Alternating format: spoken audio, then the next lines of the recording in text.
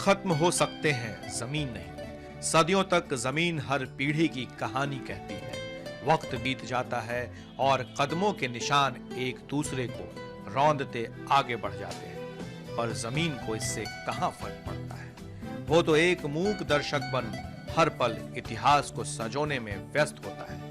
यह मैदान भी साक्षी है बिहार के 100 साल के इतिहास का, और उस काल का भी जब बिहार किसी और रूप में जाना जाता था। बिहार की कोई क्रांति इस मैदान से अछूती नहीं। अगर कुछ बड़ा या नया होना है, विकास की इबादत लिखी जानी है, तो इस मैदान में आना ही होगा।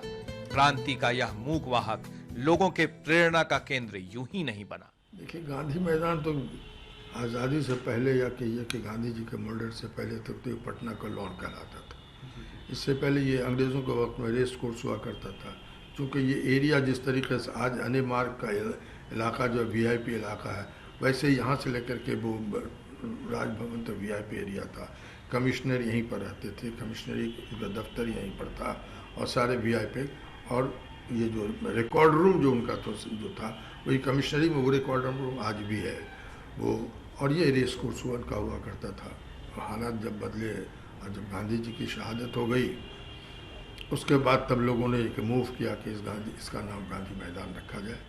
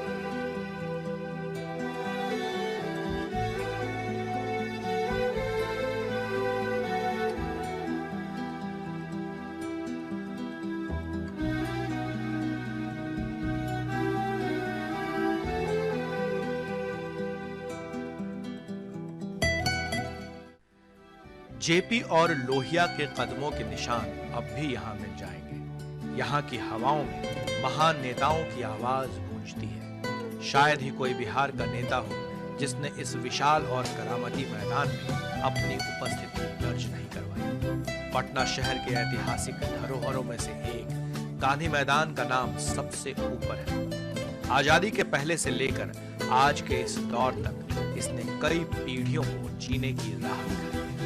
पहले यह लॉन हुआ करता था। उन दिनों उपनिवेशिक काल में सेना पीएन कॉलेज से लेकर बांकीपुर गर्ल्स हाई स्कूल के क्षेत्रों में रहती थी, और यह क्षेत्र सेना का बैरक हुआ करता था। यह लॉन जो आजादी के बाद गांधी मैदान में तब्दील हो गया, उस सेना का परेड ग्राउंड हुआ करता था। उपनिवेशिक काल में यहाँ पर पोलो खेल भी खेला जाता था। बदलते दौर में यह मैदान सभी जन समूहों का प्रमुख कार्यक्रम स्थल रहा।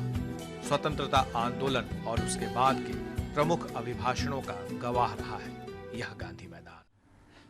कि ईस्ट इंडिया कंपनी ने जब इस क्षेत्र पर अपना अधिकार किया, तो कंपनी की जो फौजी बैरक थी वो इसी स्थान पर थी जहां अभी ये पूरा कॉम्प्लेक्स है, बीएन कॉलेज से लेकर के क्राइस्ट चर्च वगैरह तक का, और संभवतः महेंद्र घाट तक का भी इलाका उसमें कवर्ड था।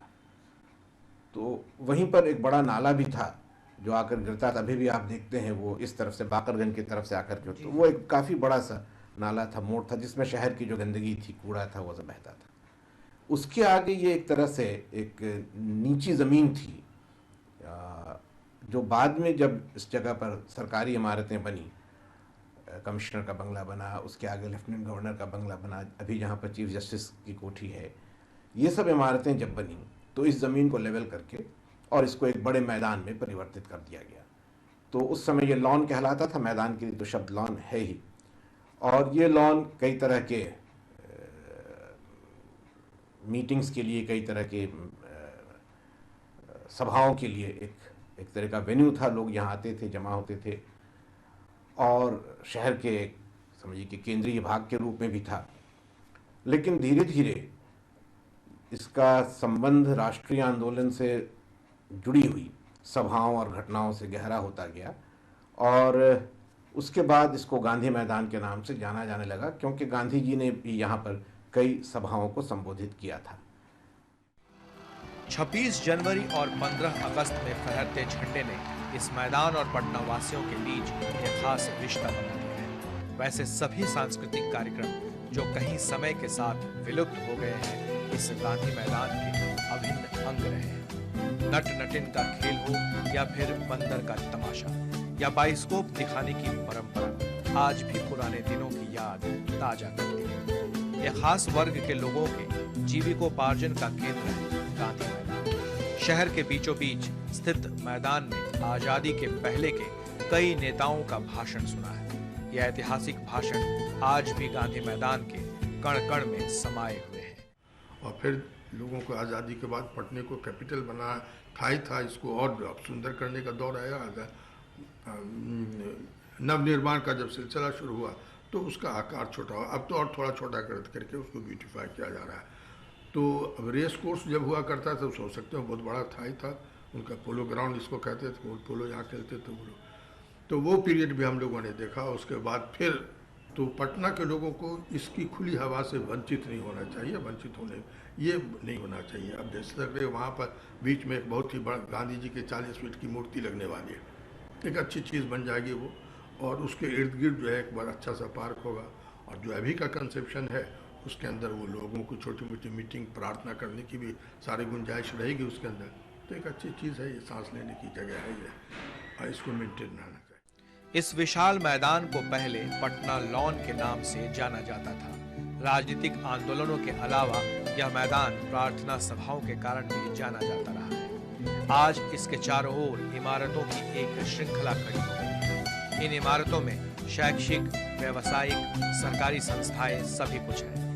An Sinha institute, saint Xavier's high school, Magadh Mahila college जैसे उच्च कोटि के शिक्षा संस्थान, मौर्य होटल, बिस्कोमान टावर और आधारशिला कॉम्प्लेक्स जैसे व्यावसायिक प्रतिष्ठान और रिजर्व बैंक ऑफ इंडिया जैसे सरकारी उपक्रम का पता आज लोग गांधी मैदान की वजह से ही जानते हैं। शहर के नामी गिरामी सिनेमा हॉल भी इसी के मुहाने पर स्थित है। इस मैदान को नजदीक से देखने पर लगता है जैसे इसमें आत्मा हो, यह कभी भी बोल उठेगा। तो देखिएगा 10 लाख जब लोग रोज पटना आएंगे और इनके पास इंफ्रास्ट्रक्चर है नहीं, अभी से घंटों घंटों जाम शहर के अंदर रहता है, तो ऐसी परिस्थिति में हमको बहुत डेवलप के प्लान मॉडल पर हमको सोचना पड़ेगा। ऐसी परिस्थिति में गांधी मैदान को खुली जगह, ये इसको ऐसे ही मेंटेन करना चाहिए, उसको पॉल्यूटेड नहीं होना चाहिए, कोशिश होनी चाहिए, और इर्द गिर्द के लोगों को वहाँ पर जाने की इजाज़त होनी चाहिए, वहाँ पर इसमें दो राय नहीं है। मूंगफली बेचने वाले तो कहीं तमाशा दिखाते नौटंकीबाज, घास की चादर पर ताश खेलते लोग। आम दिनों में यही नजारा यहाँ होता है। चारों ओर चहल पहल होता है, पर मैदान के अंदर एक अजीब किस्म का सुकून पसरा होता है। आसपास की इमारतों से रोज लाखों की संख्या में लोग यहाँ आते हैं। कभी किसी को इंतजार करना हो तो लोगों का समय यूं गुजरता है जैसे अभी अभी आए हो। सरकारी बस स्टैंड बगल में होने के कारण भी कई लोग मैदान में आते जाते रहते हैं। हजारों पांव एक साथ यहाँ के माहौल में सरगर्मी पैदा करते हैं। हर वक्त एक अलग सी मस्ती की लहर छाई है। गांधी मैदान को अपने इस स्वरूप में आने के लिए कई बार बदलाव के दौर से गुजरना पड़ा। आज भी इसके सौंदर्यीकरण का काम जारी है। यह मैदान हर आयु और वर्ग में काफी लोकप्रिय है। चाहे सुबह की सैर हो या शाम में फुटबॉल, मैदान सभी रंग और रूप में अपने आप को ढाल लेता है। सबसे पहली बात तो ये कि गांधी मैदान का क्षेत्र घटता गया है। सड़कों के चौड़ा करने के क्रम में गांधी मैदान की काफ़ी ज़मीन घटी है। दूसरे ये कि इधर गांधी मैदान का जो मैदान का भाग है वो गहरा हो गया था और सड़कें चारों तरफ ऊंची हो गई थी, जिसकी वजह से वहाँ जल जमाव की समस्या बराबर होती थी। हाल में उसको भरा गया है, उसके लेवल को ऊंचा किया गया है। और इसके अलावा ये ज़रूर है कि पहले जितने ज़्यादा फ्रीक्वेंटली, जितनी निरंतरता के साथ वहाँ पर सभाएं होती थीं, अब कम होती हैं। दूसरे ये कि वहाँ पर बच्चों की खेलने का सिलसिला बहुत था, बहुत सारे छोटे छोटे जो क्लब्स थे, तो फुटबॉल हो रहा है या बच्चे क्रिकेट खेल रहे हैं, उस तरह की गतिविधियों में अब कमी नज़र आती है। तीसरी चीज़ ये भी है कि शाम के वक्त अक्सर लोग जाकर के वहाँ बैठते थे, सामने में कुछ छोटे रेस्टोरेंट्स थे, लोग गए, किसी ने कुछ खाया, आकर के शाम में बैठे, ये वो। अब वो चीज़ कम हो गई है। लेकिन जैसे जैसे इधर लोगों में सेहत के बारे में ज़्यादा जागरूकता आई है, तो आप देखिएगा सुबह में मॉर्निंग वॉकर्स की एक बड़ी संख्या गांधी मैदान में आपको नज़र आएगी। तो परिस्थितियां बदली हैं और उस हिसाब से उस मैदान का उपयोग करने वाले लोग बदले हैं, उपयोग के तरीके बदले हैं। इसका ऐतिहासिक विवरण 1824 के बाद से मिलता है। पहले यह बांकीपुर मैदान या दरौंदा सिंह मैदान के रूप में जाना जाता है। बाद के दिनों में इसे रेस कोर्स और ओवल के नाम से भी पुकारा गया। कई आंदोलनों की शुरुआत यहीं से हुई। पूरे देश की दिशा और दशा तय की गई। आजादी के पहले भारत छोड़ो आंदोलन और आजादी के बाद कांग्रेस विरोधी जयप्रकाश नारायण का छात्र आंदोलन इनमें प्रमुख है। 1962 के चीन युद्ध के बाद जवाहरलाल नेहरू का ऐतिहासिक वक्तव्य आज भी लोग याद करते हैं। स्थली कह सकते हाँ, कह सकते हैं। सांस लेने की एक जगह, पटना के इर्द गिर्द आप चले जाइए, अब वही कहे कि वेस्ट पटना और ईस्ट पटना, जो सही पटना है पटना सिटी, अब यहीं गांधी मैदान के नज़दीक ये है आपका दलदली है। दलदली के गलियों में तो सूरज न कभी निकलता है, न वहाँ ठंडी हवा पहुँचती है। तो वहाँ के लोग शाम में टहलने के लिए, दिन में, सुबह में टहलने के लिए सब गांधी मैदान आते रहते हैं। खुली हुई जगह तो कहीं पर मिले।